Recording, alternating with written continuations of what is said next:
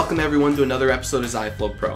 Today we're going to talk about electronic signatures, a new feature in Ziflow that seamlessly enables creative teams to demonstrate compliance with FDA record-keeping requirements.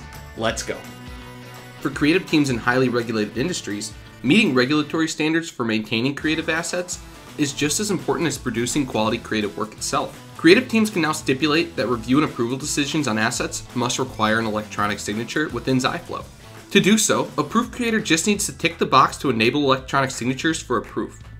When enabled, reviewers in Ziflow must provide credentials when making an approval decision with a confirm and sign prompt.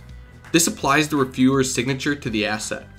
Once an electronic signature has been applied to an asset, all decisions are marked as electronically signed on the proof's activity log for complete visibility and auditing.